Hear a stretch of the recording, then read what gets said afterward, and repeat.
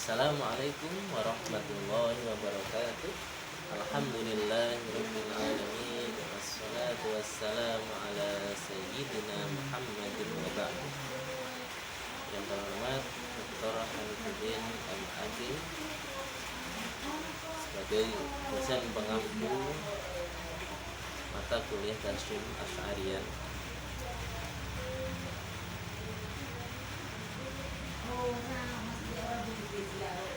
Kenalkan, saya Ahmad Zuhri Wafa, mahasiswa pasca sarjana Pendidikan Agama Islam Universitas Hasyim Asy'ari Jombang.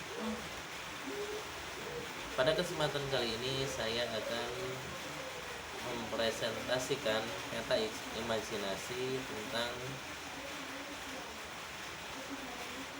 kepulangan Hadratus Syekh Hasyim Asy'ari.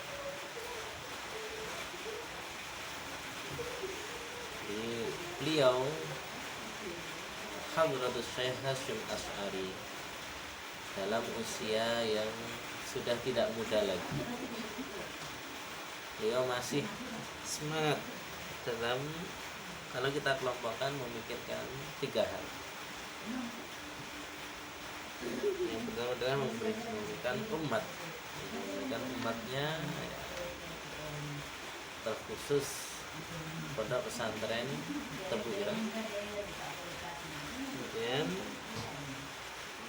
beliau juga fokus memperhatikan organisasi Nahdlatul Ulama. Kemudian juga beliau fokus dalam memikirkan masyarakat Indonesia, tentang bagaimana caranya masyarakat bisa sejahtera, bisa terlepas dari penjajahan kolonial Belanda dan Jepang. Nah, jadi dalam usia yang tidak muda itu beliau tetap semangat. Diceritakan waktu itu pada bulan Ramadan tahun 1366,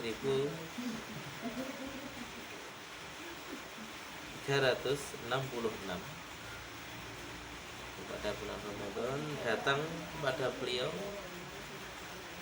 Bung Tomo dan Jenderal Sudirman. Mereka berdua mendatangi Hadratus Syekh meminta agar beliau sudi untuk mengungsi ke tempat lain, karena beliau keluar dari Jombang. Jadi mengungsi keluar dari Jombang karena kolonial Belanda, para penjajah tidak suka, berusaha menyerang, menangkap Hadratus Syekh. Atas permintaan tersebut, beliau Hadratus Syekh tidak berkenan. Beliau malah menunjukkan siap membela tanah air ini dari para penjajah. Ini beliau menunjukkan keberaniannya, tidak malah takut bersembunyi, tidak. Karena beliau tidak mau, akhirnya mereka pergi. Selang beberapa hari, utusan dari Bung Tomo ini datang menemui Hadratus Syekh guna menyampaikan pesan, seruan untuk berjihad.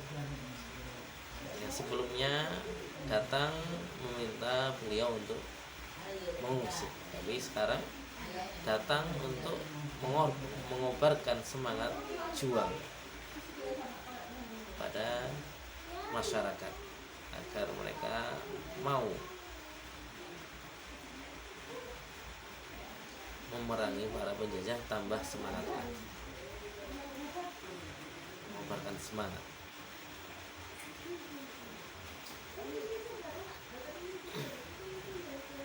Selanjutnya, selang beberapa waktu lagi, Kiai Ghufran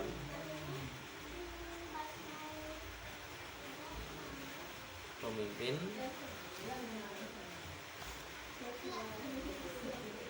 Laskar Sabilillah, beliau mengabarkan pada Hadratus Syekh bahwa Singosari di Malang itu runtuh, kalah dengan para penjajah, tunduk dikuasai oleh penjajah. Yang mendengar kabar ini beliau sampai pingsan, dikaget.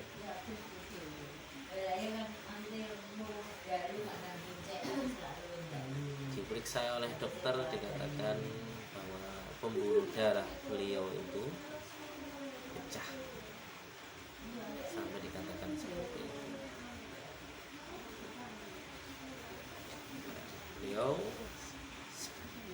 lantaran sebab itu sakit, tidak sadarkan diri, sampai di akhir mengucapkan Masya Allah, Masya Allah, prihatin atas keadaan masyarakat Indonesia yang sengsara dalam penjajahan, terkekang oleh para penjajah.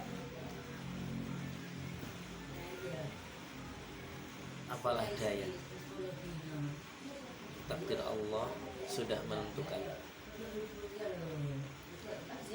Ini menjadi akhir hayat beliau di dunia ini. Jiwa boleh mati,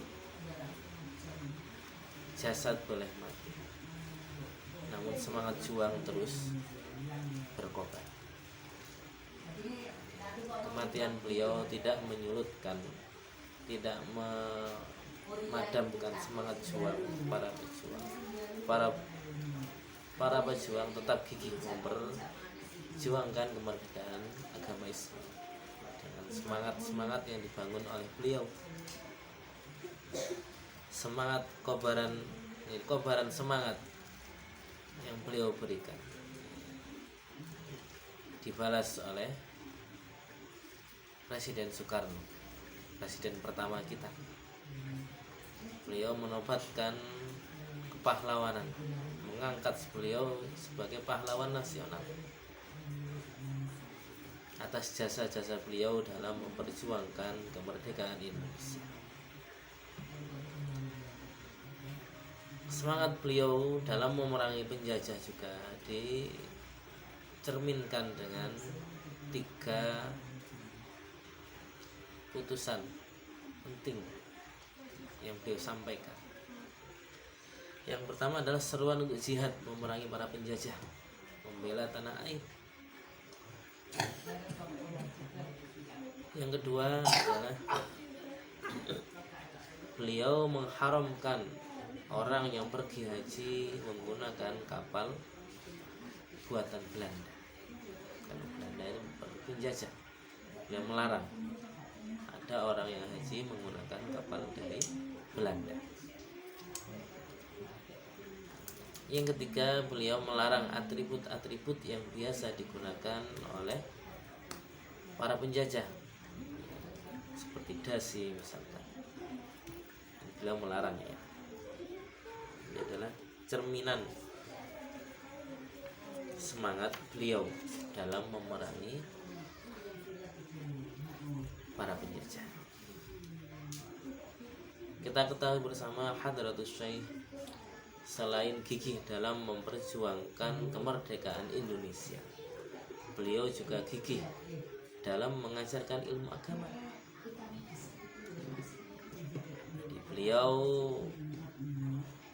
semasa hidupnya membuat karya-karya yang bisa kita pelajari sampai saat ini. ilmu beliau dituliskan dalam kitab-kitabnya. Juga beliau mempunyai peninggalan-peninggalan selain kitab-kitab. Di antara kitab-kitabnya itu ada kitab Ar-Risalah fil Aqaid. Risalah fil Aqaid tentang keyakinan-keyakinan.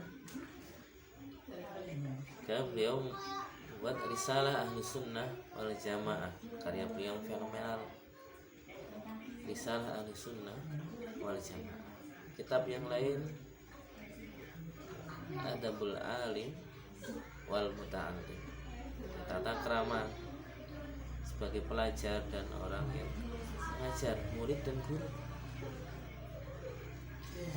Dalam tasawuf juga beliau membuat karangan risalah fit tasawuf, dalam ilmu tasawuf, dan kitab-kitab yang lain. Peninggalan beliau yang lainnya juga yang tidak kalah fenomenal adalah Pondok Pesantren Tebu Ireng, rintisan beliau, yang melahirkan banyak sekali ulama Nusantara, terus bergerak dalam mencerdaskan bangsa hingga saat ini. Dan juga ada organisasi Nahdlatul Ulama yang beliau pikirkan, kita sebutkan tadi. Jadi, Nahdlatul Ulama juga merupakan organisasi yang beliau